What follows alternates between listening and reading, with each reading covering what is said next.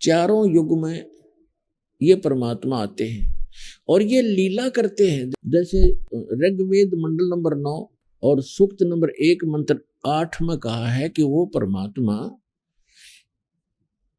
सब पापों का नाश करने वाला परमात्मा हमारा 3 प्रकार की 3 सतिथि से हम सबका धारण पोषण करता है।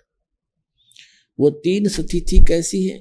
एक सतिथि में परमात्मा सतलोक में रहता है, तेजो में शरीर है उस परमेश्वर का, मनुष्य दृश्य है, वो सिंहासन पर विराजमान है, एक बहुत बड़ा गुम्बद है, स्तूप है बहुत बड़ा, और वो बहुत सुंदर सफेद कलर का है, तेजो में है, उसके अंदर से भी नूर निकल रहा है। उसके बीच में सिंहासन पर परमात्मा विराजमान है, एक राजा के समान बैठे हैं, उनके सिर पे मुकुट है और ऊपर छत्र है और उनके ऊपर चंवर अपने आप भी होता है जब इच्छा होती है, और बाकी वो रखा भी रहता है। तो वो स्थान जो है वो है परमात्मा की प्रथम सतिथि। फिर वो भगवान, वो ही परमात्मा अपना अन्य रूप धारण करके अपने शरीर को सरल करके, क्योंकि वहां जो परमात्मा बैठे हैं परमेश्वर परम अक्षर ब्रह्म, उनके एक रोम में, एक रोमकूप कहो एक रोम कहो, रोम तो कहते हैं बाल को, रोमकूप जहां बाल उगता है, उस परमात्मा के एक रोम में, एक रोमकूप में समझो इतनी रोशनी है, करोड़ सूर्य मिला दे करोड़ चंद्रमा, वो भी फीकी पड़े। तो वो परमात्मा का ऐसा नूरी शरीर है, मनुष्य सदृश्य है, सिर पर मुकुट है, और वहां जाकर हंस सभी उस परमात्मा पर चंवर करते हैं, अपने मालिक पर। जो यहाँ से निकल कर जाता है सीधा भगवान के पास जाता है, चरणों में प्रणाम करते हैं, वो परमात्मा सीने से लगाते हैं प्रत्येक को, और फिर वहाँ चंवर करते हैं आदर से। फिर उसको कहता बेटा आराम से रहो, ये तुम्हारे बने बनाए महल वहाँ खाली पड़े थे, विश्राम करो, गलती बनी तुम्हारे से, कोई ना लौट आए। अब भी कहते सुबह का भूला शाम को आ जाए तो भूला नहीं कहलाता, और हम युगों से भूले पड़े यहाँ पर। तो वहाँ ये प्रथम स्थिति है।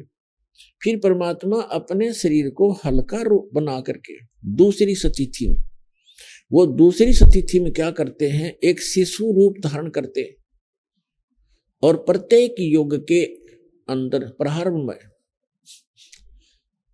एक सरोवर के अंदर कमल के फूल पर आकर नवजात शिशु का रूप धारण करके वो विराजमान हो जाते हैं। वो किसी मां से जन्म नहीं लेते, और परमात्मा की सारी व्यवस्था होती है, तो वहां से कोई निसंतान दंपत्ति उन्हें उठा ले जाते हैं, और धीरे धीरे जैसे बच्चे की तरह परमात्मा अपनी लीला करते हैं। छोटी सी उम्र में ही 4-5 वर्ष की आयु में ही बड़े बड़े विद्वानों के छक्के छुड़ाने लग जाते हैं, और धीरे धीरे बड़े होते हैं और एक नेक नागरिक की भूमिका करते हैं। हाथ से काम करके कम से कम संग्रह करते हैं, झोंपड़ी में रहते, जैसे पहले तो वैसे तकरीबन ये महल वगैरह बहुत कम थे, झोंपड़ी ही डाला करते थे सभी। तो वो परमात्मा एक ऐसी लीला करते हैं कि भक्त को अधिक संग्रह करने की आवश्यकता नहीं है। भक्त वही होता है जो उस लोक की परंपराओं से हटकर आध्यात्मिक परंपराओं के आधार से अपना जीवन निर्वाह करे, उसके आधार से चले, वो भक्त कहलाता है। अन्यथा जैसे भक्ति मार्ग पर चलने वाले व्यक्ति, कोई मार्ग पर चल रहा है, सफर यात्रा कर रहा है, तो वो कम से कम ही भार लेकर चल सकता है। और ये आपको खूब मालूम है, जो पहले यात्रा करते थे, पैदल जाते थे, तो एक थैला डालते थे काख में, उसमें एक चद्दर और एक धोती कुर्ता, नथिंग एल्स। तो कहने का भाव ये है, हमने जाना सतलोक में, और हम यहाँ वजन रख लिया ज्यादा, या कोठी मेरी है, ये कार मेरी है, 5 प्लाट ले लिए हैं, और इतने एकड़ जमीन बना ली, राजा बन गया, ये राज मेरा है। इस सबको सिर पे रखे हुए एक कदम भी नहीं चल पा रहा, तो फिर हमें